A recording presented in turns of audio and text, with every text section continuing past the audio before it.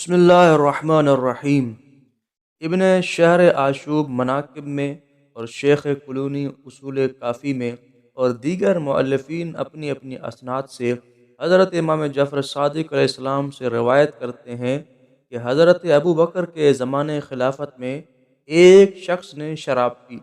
لوگ اس شرابی کو حضرت ابو بکر کے پاس لائے تاکہ اسے شرعی سزا دی جائے۔ خلیفہ اول ابو بکر نے اس شرابی سے پوچھا، کیا تو نے شراب پی ہے؟ اس نے کہا، ہاں پی ہے۔ حضرت ابو بکر نے کہا، کیا تو نہیں جانتا کہ شراب کا پینا حرام ہے؟ شرابی نے کہا، میں مسلمان ہوں اور ایسے لوگوں کے درمیان رہتا ہوں جو شراب کو حلال سمجھ کر پیتے ہیں۔ اگر میں یہ جانتا کہ شراب پینا حرام ہے تو میں اس سے اجتناب برتتا یعنی نہیں پیتا۔ اس وقت وہاں حضرت عمر بھی موجود تھے۔ حضرت ابو بکر نے ان سے مخاطب ہو کر کہا، اس شخص کے بارے میں تمہاری کیا رائے ہے؟ حضرت عمر نے کہا، حضرت مسئلہ بہت مشکل ہے، اس کا حل سوائے علی بن ابی طالب علیہ السلام کے کسی اور کے پاس نہیں ہے۔ حضرت ابو بکر نے کہا، علی بن ابی طالب کو بلانا چاہیے۔ حضرت عمر نے کہا، حق تو یہ ہے کہ ہمیں علی کے پاس جانا چاہیے تاکہ فیصلہ انہی کے ہاں ہو۔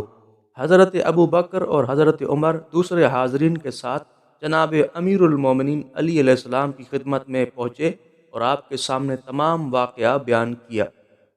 تمام معاملہ سن کر مولا کائنات نے فرمایا، کسی شخص کو اسی وقت انصار و مہاجرین کے پاس بھیج کر اس بات کی تصدیق کرائی جائے کہ کیا ان لوگوں نے اس شخص کے سامنے شراب کی حرمت والی آیت پڑھی ہے یا نہیں۔ مہاجرین اور انصار مدینہ میں سے کسی ایک نے بھی اس بات کی گواہی نہ دی، یعنی ان کے سامنے شراب کی حرمت والی آیت نہیں پڑھی گئی تھی۔